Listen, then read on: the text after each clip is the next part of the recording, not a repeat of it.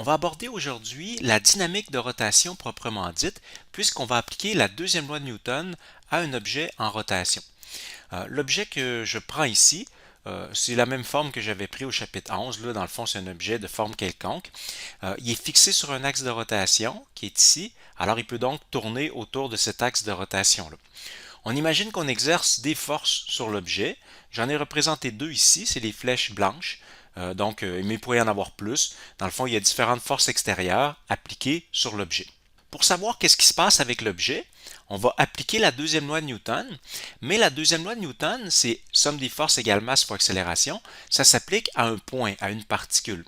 Donc, ce qu'on va faire, c'est qu'on va prendre un petit morceau de l'objet, c'est le carré noir qui est ici. Donc, ce morceau-là, ça va être un point, ou en tout cas un morceau suffisamment petit. Sa masse, je vais l'appeler MI. L'indice I, c'est parce qu'il y en aura plusieurs, évidemment, donc qui auront chacun leur numéro. Et RI, ça va être la distance à l'axe de rotation. Donc, on applique la deuxième loi de Newton à cet objet-là. Bien sûr, il y a des forces dans toutes les directions. Donc, en fait, ces forces-là vont avoir des composantes. Sauf qu'on sait que selon la distance radiale, selon la direction radiale, eh bien, l'objet ne peut pas bouger dans ce sens-là. Il ne peut pas s'éloigner de l'axe de rotation, puisqu'il est retenu, c'est un objet rigide. Il ne peut pas non plus s'en approcher. Donc, en fait, appliquer la somme des forces dans la direction de l'axe des rotations, ce n'est pas tellement intéressant. Ce qui va nous intéresser, nous, ça va être plutôt perpendiculaire à l'axe de rotation. En fait, l'accélération qu'on va mettre ici, c'est l'accélération tangentielle, en fait. Alors ici, dans mon équation, je n'ai pas mis de vecteur parce que, en fait, je m'intéresse seulement à la portion tangentielle de cette équation-là. Donc, le A ici, c'est l'accélération qui est perpendiculaire au rayon, donc l'accélération tangentielle. Et les forces ici, c'est seulement les composantes des forces qui sont perpendiculaires à l'axe de rotation, donc tangentielle aussi. De même, je n'ai pas mis ici somme. Là, dans le fond, dans la deuxième loi de Newton, c'est toujours la somme des forces, donc la force résultante. Alors ici, le FI, c'est la somme des forces sur le morceau qui est là, donc sa force résultante. Maintenant, comme l'objet est rigide, il va se mettre à tourner et donc l'accélération radiale qui est ici, on peut la remplacer par r fois alpha. L'accélération radiale, c'est égal au rayon de la trajectoire du morceau fois l'accélération angulaire de l'objet. Donc ici, on est en train de s'en venir graduellement avec des paramètres de la rotation. D'ailleurs, pour trouver l'autre paramètre, je vais simplement multiplier par le rayon de chaque côté. Vous voyez, j'ai multiplié par r ici, et là, il tombe au carré. Et FIRI, donc si je prends la force résultante tangentielle sur le morceau, la force tangentielle, elle est perpendiculaire au rayon, et si je la multiplie par le rayon, ça me donne en fait le moment de force sur le carré qui est là. Donc ici, j'aurais que le moment de force sur le carré, la somme des moments de force en fait, est égale à MIRI carré fois alpha. Maintenant, ce qu'on va faire, c'est qu'on va faire la somme de chaque côté. Donc, je vais faire la somme sur tous les morceaux de l'objet des deux côtés de l'équation. Alors, du côté gauche, on va se ramasser avec la somme des moments de force sur chacun des petits morceaux. Et du côté droit, on va se ramasser avec la somme de MIRI carré alpha. Alors bien sûr, donc je vais transformer l'équation un petit peu ici. Le alpha, on peut le mettre en évidence parce que c'est le même pour tous les morceaux. Donc on peut le mettre en évidence. Et ensuite, la somme des MIRI carré, c'est la définition du moment d'inertie. Donc, le côté droit de l'équation, c'est I alpha. Quant au côté gauche, la somme des moments de force, on peut les séparer en deux. C'est qu'en fait, on va avoir des moments de force internes puis des moments de force externes. Qu'est-ce que je veux dire par là? C'est que dans les moments de force internes, on parle de ceux qui s'exercent entre les morceaux. Par exemple, le morceau qui est là va exercer une force ou un moment de force sur son voisin, puis ensuite sur l'autre à côté, etc. Donc, les morceaux exercent des forces entre eux. Tandis que le moment de force extérieur, ça c'est celui qui vient des forces extérieures qui sont ici. Donc, la somme des moments de force, c'est la somme de tous ces moments de force-là. Or, La somme des moments de force intérieurs, ben, il est forcément égal à 0 à cause de la troisième loi de Newton. C'est-à-dire que si ce morceau-là exerce une force sur son voisin, ben, il va subir la même force en sens opposé. Donc, c'est sûr que si je fais la somme sur tous les morceaux, ben, la somme des moments de force interne est égale à 0. Donc, il va me rester finalement seulement la somme des moments de force externes. Cette loi-là que je viens d'encadrer, cette formule-là, on peut dire que c'est l'équivalent de la deuxième loi de Newton appliquée à la rotation. On va dire la somme des moments de force extérieure sur un objet est égale au moment d'inertie de l'objet fois l'accélération angulaire. D'ailleurs, vous voyez que ça ressemble à somme des forces égale masse fois accélération. Ici, on a somme des moments de force égale moment d'inertie fois accélération angulaire. Bon, on vient de voir la démonstration théorique de la deuxième loi de Newton en rotation. Maintenant, je vais faire des exemples d'application. Donc, on va voir comment on va s'en servir pour résoudre des problèmes. Premier exemple ici, on a une moto qui est sur son pied, donc le pied central, autrement dit, la roue ici ne touche pas au sol. La masse de la roue, c'est 12 kg, puis on va la considérer comme un anneau de rayon intérieur 28 cm et de rayon extérieur 33 cm. Donc, c'est les R1 et R2 qui sont ici. Alors, on va dire que le pneu, en quelque sorte, c'est comme un anneau épais plein. Donc, on va faire cette approximation-là. Puis, on va négliger la masse de l'intérieur. Donc, ça ici, disons que c'est en aluminium relativement léger, puis on va négliger l'intérieur. Donc, c'est pour simplifier le problème un peu. On va supposer donc que le 12 kg, il est tout dans le pneu selon un anneau. La question, c'est quelle est l'accélération angulaire de la roue si la chaîne exerce une force de 2000 Newton à une distance de 5 cm de l'essieu. Donc la chaîne, elle est ici dans le schéma et elle tire ici sur la roue dentée avec une force de 2000 Newton. Et le rayon qui est ici, le petit r, donc c'est 5 cm. Quelle est l'accélération angulaire de la roue?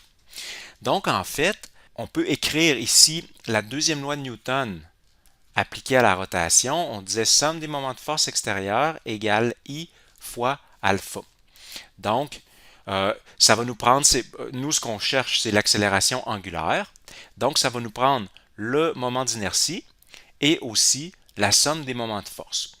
Bon, on peut le faire peu importe dans quel ordre. Si on commence par les moments de force, par exemple, eh bien, il n'y en a qu'un seul. Il n'y a que la chaîne qui exerce un moment de force, parce que le poids de la roue, il est sur l'essieu, sur le centre, donc il n'y a pas de bras de levier, il n'y a pas de moment de force, et puis il n'y a pas d'autre force qui fait tourner la roue. Donc en fait, il y a un seul moment de force, qui va tirer d'ailleurs en sens anti-horaire. Vous voyez que la flèche rouge ici, la force, va faire tourner la roue en sens anti-horaire, qui est le sens positif. Donc, ça va donner un moment de force plus. Et alors, si on suppose que c'est le cas d'ailleurs, là, la chaîne, elle est tangente au disque, eh bien, à ce moment-là, on va tout simplement avoir, je pourrais écrire ici, force perpendiculaire fois distance. On va avoir 2000 newtons fois le 5 cm. Donc, le rayon, c'est en fait le bras de levier. Donc, notre moment de force à gauche, il est assez simple à calculer. Pour le moment d'inertie, je vais laisser l'équation là, puis on va aller calculer le moment d'inertie un petit peu plus bas. J'ai ouvert ici le tableau 11.3 qu'on avait au chapitre 11 avec les différentes formules pour les moments d'inertie. Dans notre cas, à nous, ça va être celui-là. Donc, c'est un cylindre creux par rapport à son axe, un cylindre creux avec un rayon intérieur et un rayon extérieur. Donc, la formule qu'on aurait ici, ça serait 1/2 la masse fois l'addition des deux rayons au carré. Donc, c'est la formule qu'on va prendre pour le moment d'inertie. Donc, on est revenu ici, j'ai écrit la formule qu'on vient de voir et on va tout simplement l'appliquer. Donc, 1/2 fois la masse qui était 12 kg pour la roue. Puis ensuite, la somme des deux rayons au carré. Alors, on avait 28 et 33 cm. Donc, 28, bien sûr, je l'écris en mètres, plus 33. Voilà. Et donc, on a tout ce qu'il nous faut pour calculer le moment d'inertie. Ça nous donne 1,12, donc kilogramme mètre carré pour le moment d'inertie. Et donc, on revient ici, 1,12 fois alpha qu'on va avoir ici. Tiens, je vais peut-être le réécrire en bas. Et puis, on avait le moment de force à gauche. Il s'agit en fait d'isoler l'accélération angulaire. Ça donne environ 89 radians par seconde carré pour l'accélération angulaire. Bon, c'est un assez gros chiffre, c'est plusieurs tours par seconde carré, là, 89. Mais bon, c'est assez normal. On a quand même la roue est dans le vide, dans le fond, là, c'est normal qu'elle ait une accélération angulaire assez élevée dans ce cas-là. Deuxième exemple, on a un objet de 1,2 kg en orange ici, qui est suspendu à une corde. Cette même corde-là est enroulée autour d'un cylindre. Le cylindre est plein et donc la corde est enroulée autour du cylindre. On a aussi sa masse, c'est 2,5 kg. On n'a pas son rayon par contre. Donc on ne le connaît pas, mais la corde est enroulée et on tient le tout et ensuite on laisse aller. Donc on imagine ce qui va se passer. La masse qui est ici va tirer sur la corde va faire tourner le cylindre parce que le cylindre il est fixé sur un axe de rotation ici et donc ça va tourner et ça va tourner de plus en plus vite. La question c'est trouver l'accélération du bloc de 1,2 kg. Ici c'est un exemple où on a à la fois une accélération en rotation mais on a aussi un mouvement de translation pour l'autre bloc, celui qui est en orange. Donc, ce qu'on va faire ici, c'est qu'on va se faire une colonne pour chaque objet. Donc, je vais faire ça comme ça ici. On va mettre le bloc donc ici, puis le cylindre là. Et puis, on applique la deuxième loi de Newton pour les deux. Je vais faire par exemple pour le bloc un diagramme des forces. On va avoir ici vers le haut une tension et vers le bas, on va avoir bien sûr son poids, donc mg.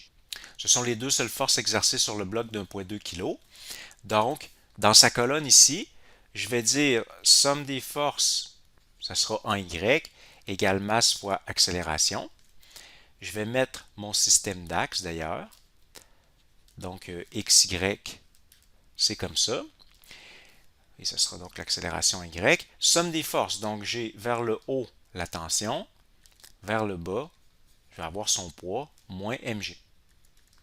Ensuite, ça va être égal à sa masse fois son accélération. Alors bien sûr, j'ai la masse, 1,2 kg. Donc, on peut faire une étape de plus ici. Calculer le poids, 1,2 fois 9,8.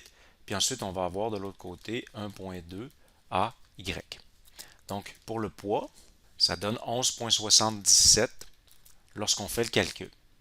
Je suis obligé de m'arrêter ici parce que là, bon, j'ai la tension qui est inconnue, l'accélération qui est en fait la valeur que je veux calculer. Donc, j'ai deux inconnus. Donc, j'arrête ici. Je m'en vais maintenant pour le cylindre. Le cylindre, lui, est en rotation. Donc, la loi que je vais appliquer, ça va être somme des moments de force extérieure égale I fois alpha. Alors, pour le I, le moment d'inertie, c'est un cylindre plein. Donc, un cylindre plein, si on allait voir dans le tableau, c'est une demi mr carré, où m et sa masse sont là, c'est 2,5 kg, et r, ça serait son rayon.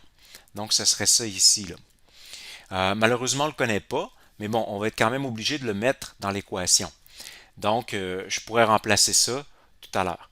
Pour le moment de force, bien, il n'y en a qu'un seul. On a la tension qui va tirer comme ça. Et là, ici, c'est la même corde. Donc, la tension qui est en bas, c'est la même qu'ici, qui va tirer vers le bas et qui va dérouler et qui va faire tourner le disque dans cette direction-là. Et c'est donc le seul moment de force qui existe. Donc, dans la somme des moments de force, je vais avoir, alors le sens, ça va être positif. Donc, ça va être le moment de force, c'est T, la force, fois R. R, c'est le rayon, mais c'est ça le bras de levier de la ficelle, dans le fond, de la corde. Donc, T fois R, ça va être le moment de force. De l'autre côté, le moment d'inertie, alors on disait c'est une demi mr carré. Et puis ensuite, on va avoir alpha. Donc, qu'est-ce qu'on peut faire avec ça maintenant? Bon, on n'a toujours pas la tension. Le rayon, on ne l'a pas. Bon, il y en a un qui s'annule quand même ici. Il se retrouve de chaque côté. Puis, on a la masse, on n'a pas alpha. Donc, on peut quand même remplacer la masse. On va avoir ici T égale une demi fois 2,5.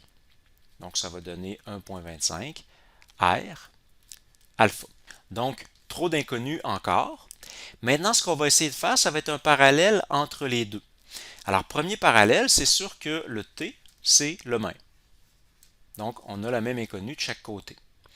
Ensuite, par contre, ici, on a un R, un alpha, puis ici, on a un A. Mais vous comprenez qu'il y a un lien entre les deux. Parce que au fur et à mesure que cette masse-là accélère vers le bas, elle tire la corde, mais la corde est enroulée sur le cylindre. Donc, en fait, l'accélération qui est ici, ça va se trouver être la même que l'accélération de la corde et donc que la surface du cylindre. Donc, c'est notre accélération tangentielle. Alors, justement, ici dans la formule, on avait R fois alpha.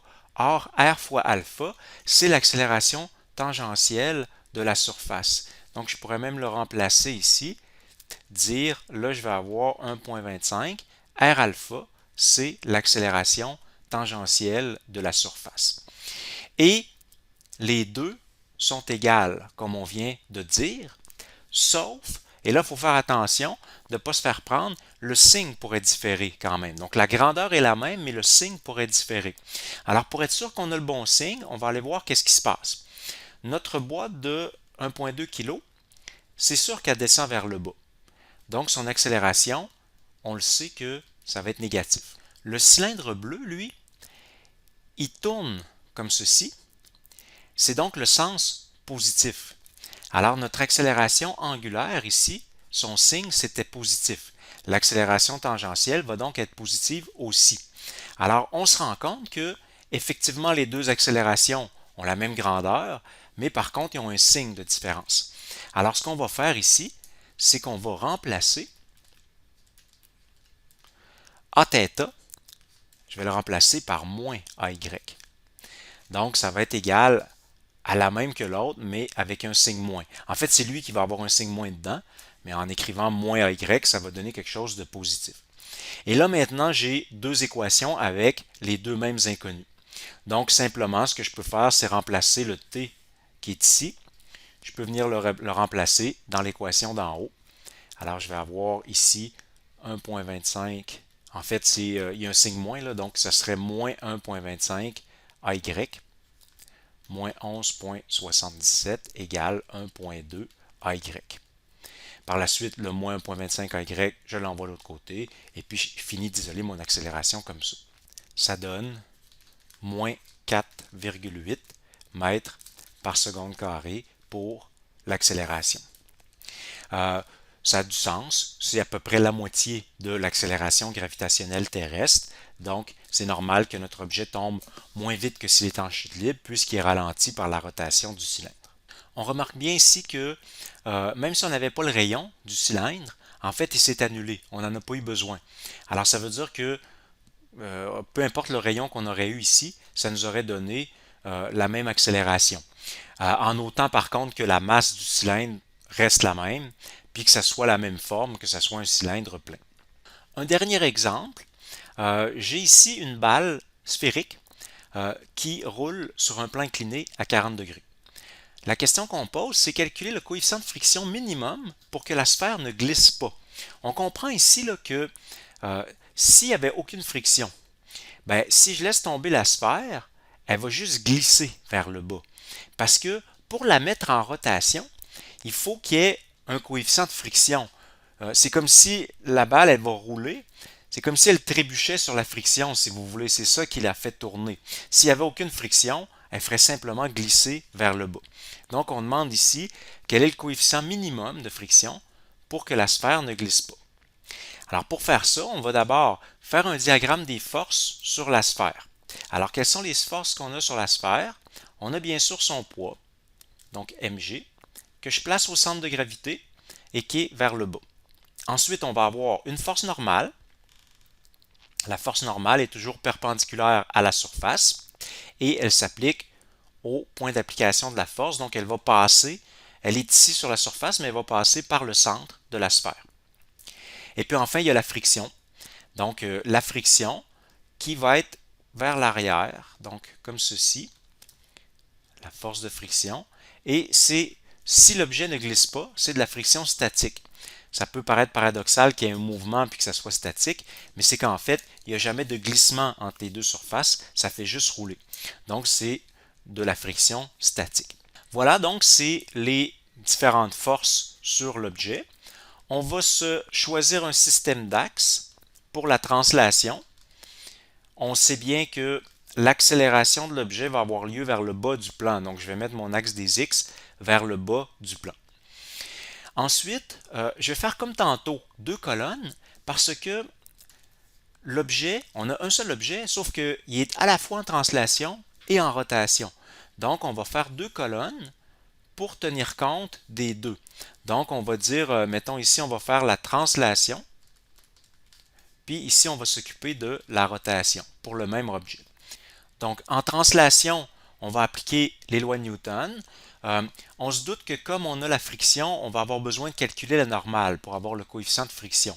Donc, on va devoir appliquer en fait la deuxième loi de Newton, mais dans les deux axes, en Y.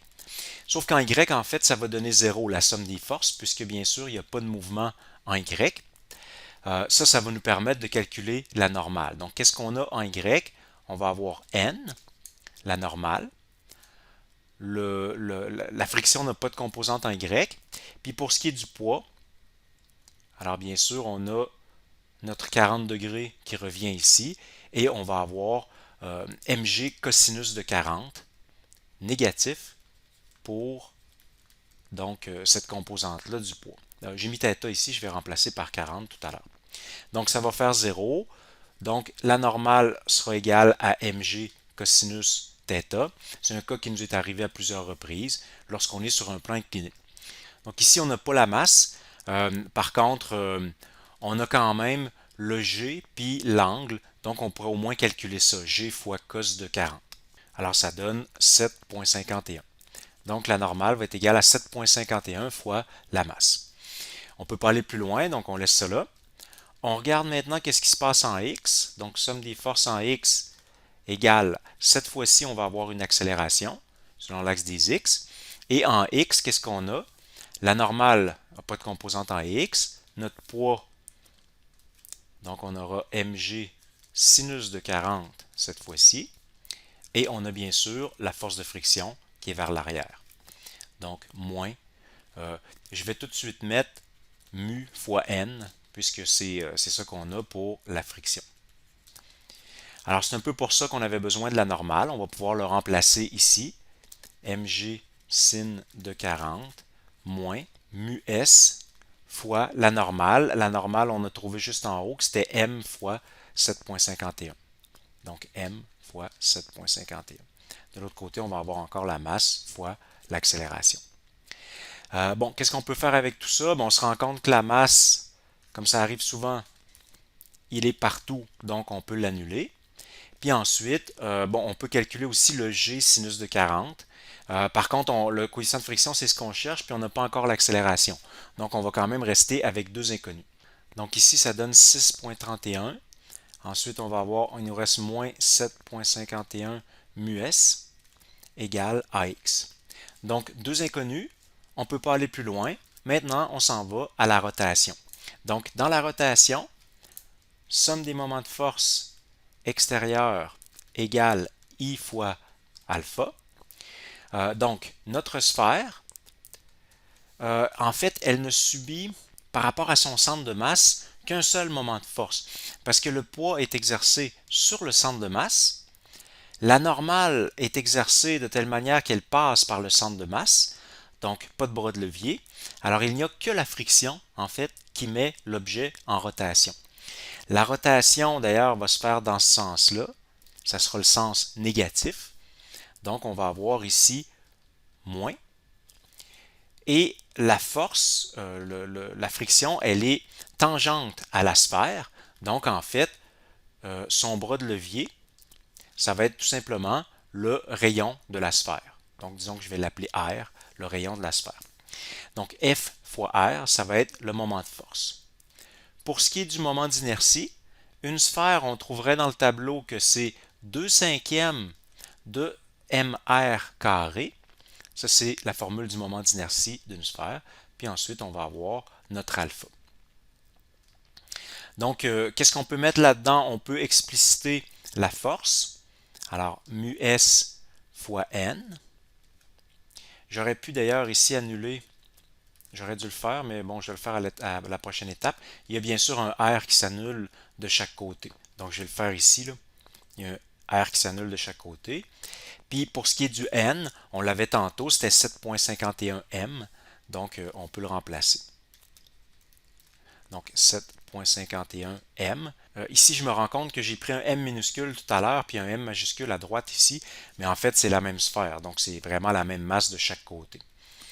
Donc ici, 2 cinquièmes de M, justement, R alpha. Bien sûr, encore une fois, les masses vont s'annuler.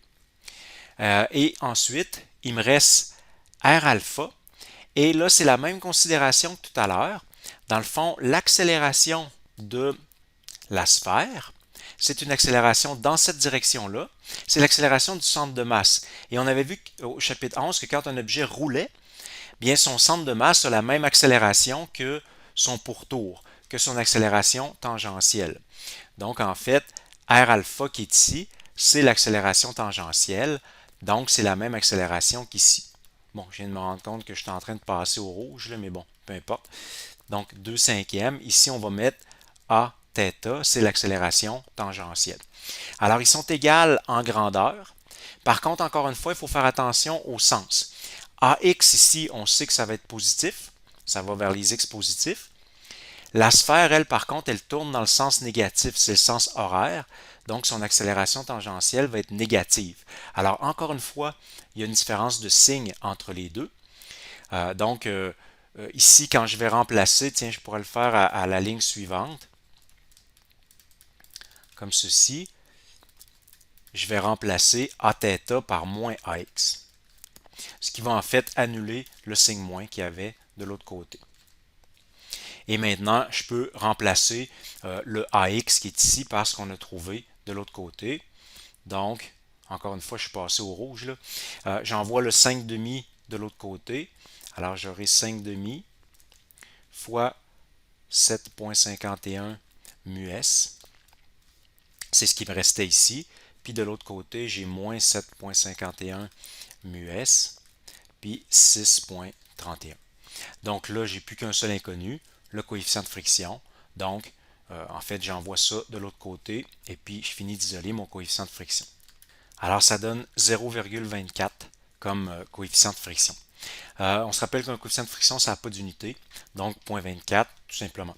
Et grosso modo, ça a du sens, 0,24, c'est pas anormal comme coefficient de friction, donc ça a relativement du sens. Si on l'interprète un peu, encore une fois, là, ça veut dire que si le coefficient de friction était plus petit que ça, l'objet glisserait. En fait, il roulerait en partie, mais il glisserait au moins en partie également. Et si le coefficient de friction est de 0,24 et plus, là, il n'y aura pas de glissement, ça va être juste un roulement pur.